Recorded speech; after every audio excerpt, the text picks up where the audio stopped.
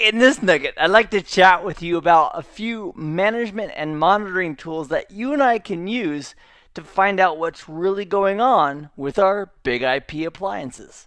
Let's begin. I'd like you to imagine that you and I are sitting in our office having a chat, and the manager walks in and says, "How's the network doing? How's the response time?" Now, now it's very likely we're going to say, "Hey, it's great," or "It's fine." But the question really is, how is the network doing? How is the application delivery controller performing? And to get the detail about what's really going on, we need to know where to look. And I'd like to chat with you about a few tools and places to look where we can get that information about how the network is doing. First of all, we've got log files, and we have lots of different log files that we can go to. Now, they're really easy to look through and manage if we've created a QKView file and we've uploaded that into iHealth. It makes it very, very easy to look at and manage those files. We can also do it through the configuration utility by going down to System, Logs, and we can look at the log information from there as well. The configuration utility also has details, for example, the number of connections that have been handled by a specific pool member. And there's other details we can get from the configuration utility. And the more familiar we are with that configuration utility, which is one of the reasons it's really important not to just watch these nuggets, but also to do the hands-on practice along with them. Because as we get more comfortable with the configuration utility and where things are, that practice in our lab environment translates to skills that we can then put to use in the production network when we need to find out the details regarding a virtual server or a pool member. There's also the dashboard, and I don't recall that we've actually demonstrated that yet in this course, so we'll do that here in just a moment as well. That can help give us indicators which can assist us in understanding, for example, how much memory is currently in use and how are we doing on CPU. And between this nugget and the previous nugget, I went into my virtual machines, both BIG-IP1 and BIG-IP2, and while they were powered off, I told the hypervisor that I wanted to give them 8 gigs each instead of the 4 gigs. And you might ask, well, Keith, why did you want to give it so much more memory? And the reason is I wanted to enable an additional module, and that's the Analytics module, also formerly called the Application Visibility and Reporting module. So if we have a license for that and we've enabled that feature and provisioned it, it can give us the additional details regarding how our virtual servers are doing. How much time does it take for a response to come from a specific server? And the AVR, the Analytics module, can give us the nitty-gritty detail on that information. And in a fairly small environment, for example, with a couple of BIG-IP appliances working together as a failover pair, it's pretty reasonable to manage a pair of devices with the configuration utility. However, let's imagine that you and I have just been put in charge of 300 BIG-IP appliances. And although we can use tools like iApps to roll out application delivery, if we have to do a rollout on 300 different systems, or if we have failover pairs, 150 different systems, that is still a lot of manual effort. So there are some enterprise management tools for working with lots of BIG-IP appliances. One of those is called the Enterprise Manager, and it lets us do central backups and archives of our UCS files, which is a great idea to do periodically to back those up and have a central collection point. We can also use configuration templates so that if we need to roll out a change, we can do it from a template and not have to manually make that change on every single BIG-IP appliance that we're rolling it out to. There's also an option called a staged change set.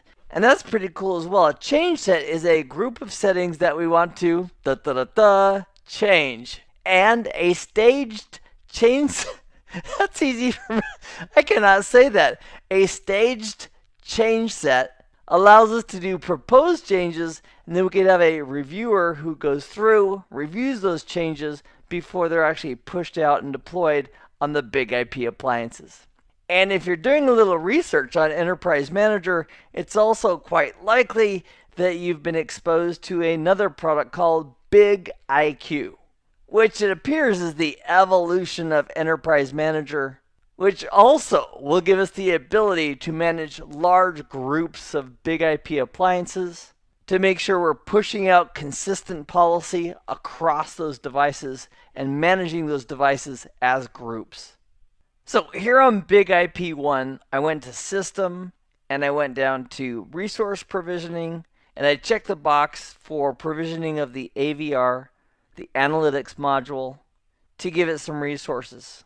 And that's reflected up here as well. So it's actually using that much memory for the functionality of the application visibility and reporting. And we'll take a look at that here in just a moment. If we want to see log file information here from the configuration utility, we can click on System and scroll down. Second from the bottom, we have logs. So here in this first tab of System, we have System log messages. And it's showing us the first page, and we can navigate through the pages using this drop down in the bottom right hand corner. If we click on the packet filter, here's our packet filter log. Now in a previous nugget on packet filtering, we set up a packet filter and we had a rule called sorry Bob no 188 where we denied TCP services to TCP port 80 if it was from Bob's computer going to the IP address of .188, which was for one of our virtual servers. It's documenting that those denies did happen. Or in the F5 terminology, the discards did happen. For local traffic, here it's indicating that my bandwidth utilization was exceeding 8 megabits per second, and my lab license I'm currently restricted to 10 megabits per second. So I wasn't over it, but I was getting close. And then under the audit tab, if we click on list, and here we have an audit trail of everything that's been done on this Big IP appliance. And from this output, let's just grab a random page. Let's go down to, that sounds good, page 137. So on page 137 of this audit log, it appears that we were creating a virtual server. So there's the name of our virtual server, Outbound VS. There was our wildcard of 0000. There was the protocol that we set up. This is one that we set up so that our internal servers on the internal network could go ahead and have routing out to the internet, including using SourceNet when those servers were initiating that traffic outbound. So that's how we would access the logs from the configuration utility. Also, if we went down to support and we generated a QKView file, and then we uploaded that to iHealth, that's another great way to have a bird's eye view of all of our log files as well as our configuration. Next, let's take a look at the dashboard. Under Statistics in the configuration utility, from the drop down, we can select Dashboard, and that's going to open up a brand new window for the dashboard for the Big IP appliance. So here's the dashboard for Big IP 1. And it's got the busiest CPU. You'll notice that we're really not working out this Big IP very hard because CPU has never even touched the yellow.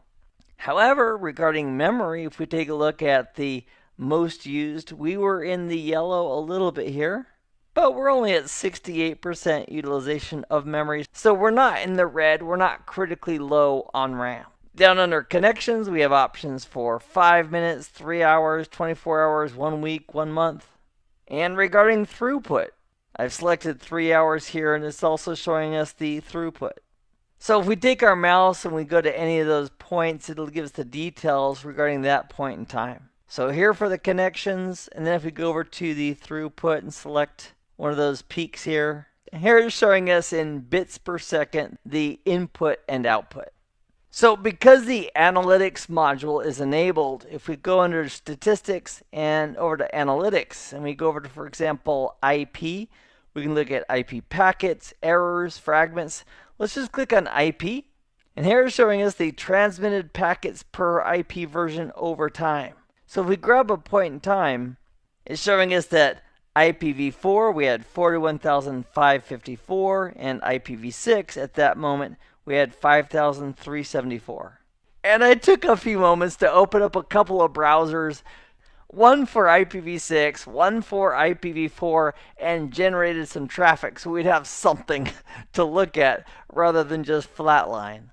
And if we scroll down, it's going to show us the color codes here. So we have the option of taking a look at transmitted packets or received packets, as well as drop packets if there were any. If we go back to analytics and we go down to virtual servers, it can show us the details regarding virtual servers. So if we go to any point in time, it's going to give us the details regarding that specific virtual server and the number of connections. So at that point in time where I have the mouse at the moment, regarding total client-side connections, we have a bunch on the IPv6 server, we have a bunch on the outbound VS server, and then it gives us a breakdown regarding the virtual servers and how many of those connections were associated with each of those virtual servers. And if we scroll down, it's going to give us the color code, and we can use the checkboxes to add or remove individual servers that we don't want in the resulting graph. So I'll put those back on, and if we want to take a look at, for example, the total server-side connections, we'd simply from the drop-down select the stats that we want to see. So this one's for connections, we can click on packets, and then we can click on bits.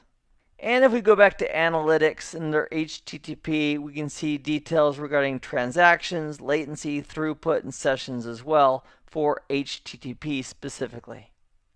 Another source of information for what's going on with our Big IP appliance could be this little LCD panel if we have a physical appliance. So in this nugget, we've taken a look at some tools that we have available to us directly on the Big IP appliance, such as log files using the configuration utility in the dashboard. And if we have a license for it and we've provisioned it, we can also use advanced tools such as the AVR, the analytics module. And for enterprise environments, we can use tools like Enterprise Manager or BigIQ to manage larger groups of Big IP appliances. I appreciate you joining me in this nugget and in this course. I hope this has been informative for you, and I'd like to thank you for viewing.